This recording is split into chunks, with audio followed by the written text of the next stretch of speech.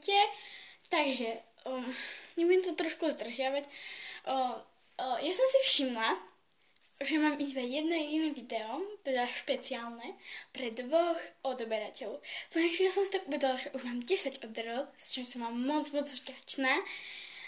Tak prečo nenatočíš nejaký iný špeciál na 10 odberov?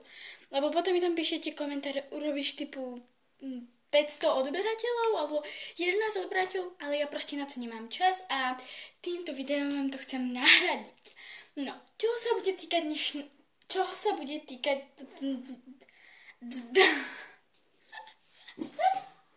dnešné video. Dnešné video bude tak trošku netradičné. Nie ako netradičné ako špeciálne, ale netradičné ako, že som ešte na mojom kanáli nebolo. No. Takže, v dnešnom videu vám porozprávam, aký je rozdiel medzi integrovaným človekom a dysgrafickým človekom. Tak poďme na to. No, takže mnohí ľudia si myslia, že dysgrafik a dyslektik je to ten istý človek. Dyslektik je integrovaný človek, áno? A mimochodom touto poruchu trpíme. Ale to je úplne teraz jedno, hej? No. Dysgrafik je človek, ktorý má problém, že je písomka. Dobre, takže máte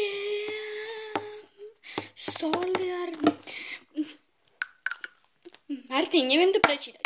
No ve to, že on píše, má poruchu písania, ale dyslektik má poruchu učenia, proste, že písomka,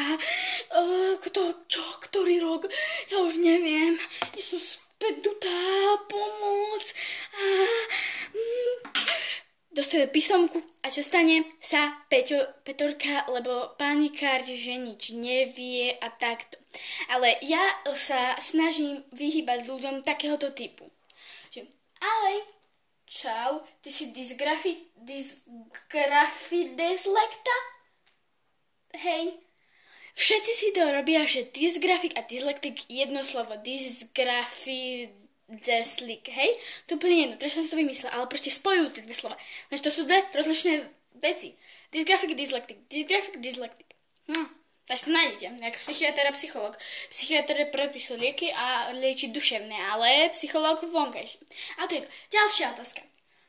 Ahoj, dá sa o teba nejako chytiť dysgrafia alebo dyslekcia? Dysgrafiu aj dyslekciu máš úplne od narodenia. Nedá sa s tým nič robiť, nedá sa to operovať a nedá sa to, ešte krásne vodní, ani liečiť. To je ďalší priorit. Potom ďalšia otázka. A keď sa mi narodí ako postihnuté dieťa, tak už je hneď integrované alebo dysgrafikované? Tak poprvé, keď sa ti narodí postihnuté dieťa a má nejakú inú databázu, napríklad, že ja neviem, ako druh postihnutosti, nevieme to hneď, že je sprostý, ak to už mám tak povedať, že je sprostý, alebo že proste má, alebo dysgrafik, hej, dyslektik, alebo dysgrafik. A táto otázka, čo mám najviac reže. Ahoj, dá sa, keď ťa odbijem, tak môžem to od teba chytiť? Naozaj? Choď preč. Nechcem ťa už ani vidieť. Už ťa nebudem nikdy chytať. Ble. Toto je tá najhoršia otázka. Proste, že ona sa ma dotkne a ona si niekde už myslí, že už je dysgrafik, dyslektik, psychiatr, psychológ, proste všetko na svete, všetky choroby, cukrovka, neviem čo, anorexia, takéto debiliny.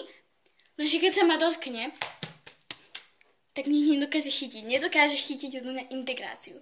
Odo mňa teda určite nemôžu. Existujú ľudia, ktorí ju majú tak, že sa dosť na nich prejavuje, ale ja určite nie.